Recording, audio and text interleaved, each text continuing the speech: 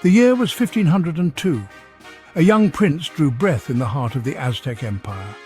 His name was Itzquauhtzin. His birthplace, the proud city of Tlatelolco. His destiny to inherit a kingdom. Tlatelolco was no ordinary city. It stood as a jewel upon the water, a sister city to the mighty Tenochtitlan. Together they formed the heart of the Aztec world. Itzquauhtzin, born into the royal lineage, carried the weight of this legacy. His bloodline spoke of kings and warriors, priests and poets. His future seemed destined for greatness. Yet even in his youth shadows loomed. The Aztec Empire, vast and powerful, was not without its cracks. Tensions simmered between cities. Ambitions burned in the hearts of men. The young prince, raised in the lap of luxury, remained blind to the storm clouds gathering on the horizon.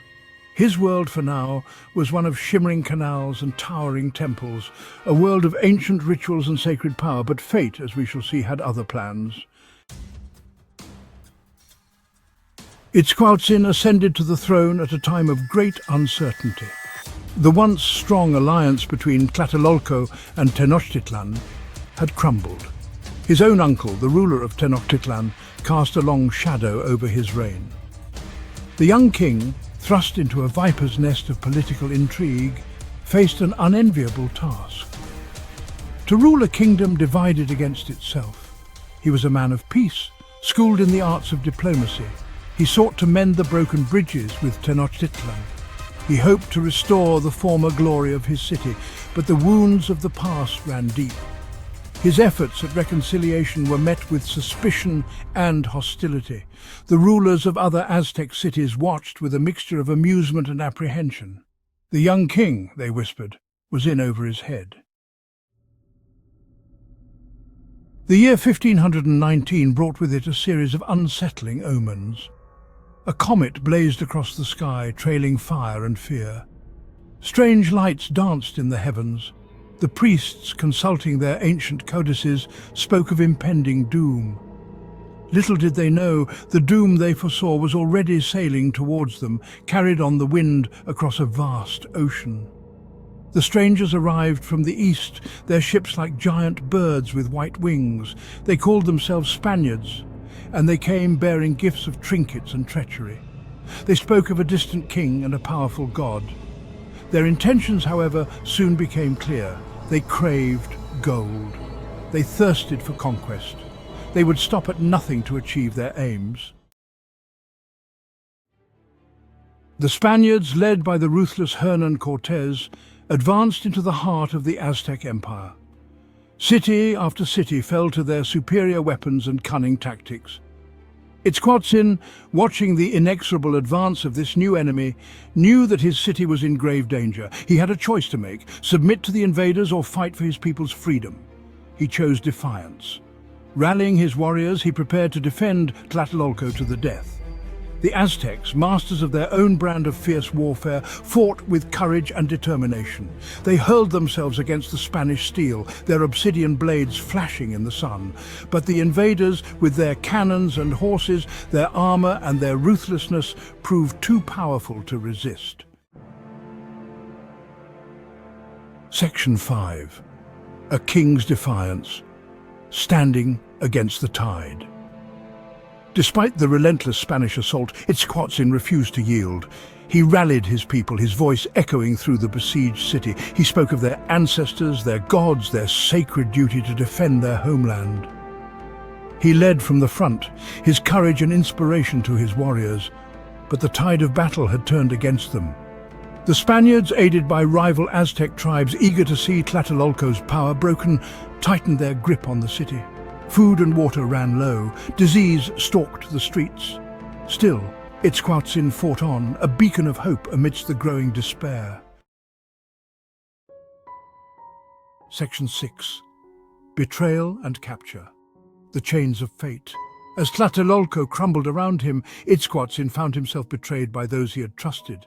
His advisors, fearing for their lives, urged him to surrender. His allies, swayed by promises of power and wealth, abandoned his cause. Even his own brother, seduced by the allure of the enemy, turned against him. Isolated and surrounded, Itzquauhtzin had no choice but to flee. He sought refuge in the labyrinthine canals of his city, hoping to escape the clutches of the Spaniards. But fate, it seemed, had other plans. He was captured, his reign brought to an abrupt and humiliating end. The king, once a symbol of power and majesty, was now a prisoner of war. Section 7. A martyr's end, sacrificed to the gods of war.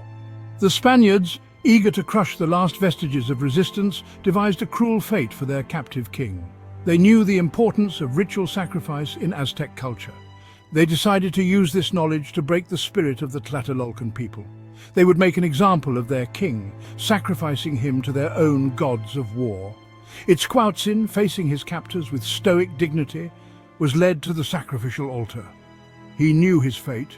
He knew his death was meant to demoralize his people, yet even in his final moments he remained defiant. He raised his voice in a final act of defiance, a prayer to the old gods, a curse upon his enemies.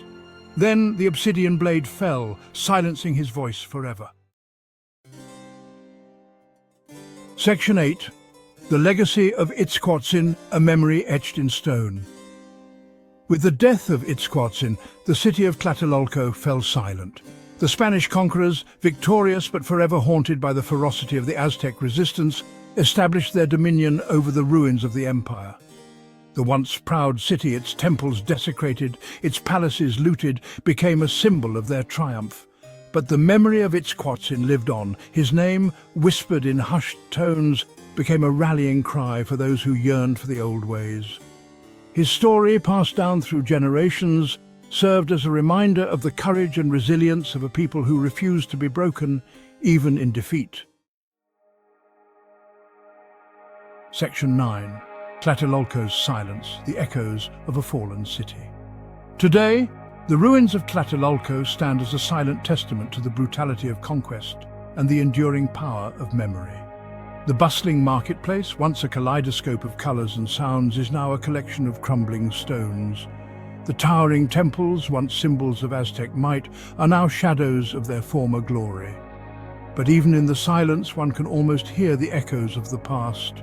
The laughter of children playing in the shadow of the pyramids, the chanting of priests performing their ancient rituals, the clash of obsidian against steel as warriors defend their homes, and perhaps most poignantly, the defiant roar of a king, facing his doom with unwavering courage. Section 10. Remembering Itzquauhtzin, honoring a lost king. The story of Itzquauhtzin is a tragic one. It is a story of courage and betrayal, of defiance and despair. It is a reminder that even the mightiest of empires can crumble, that even the bravest of kings can fall. But it is also a story of enduring hope. The people of Mexico have not forgotten Itzquauhtzin. He is remembered not just as a defeated king, but as a symbol of resistance, a martyr for his people. His name is etched not just in stone, but in the hearts of his descendants.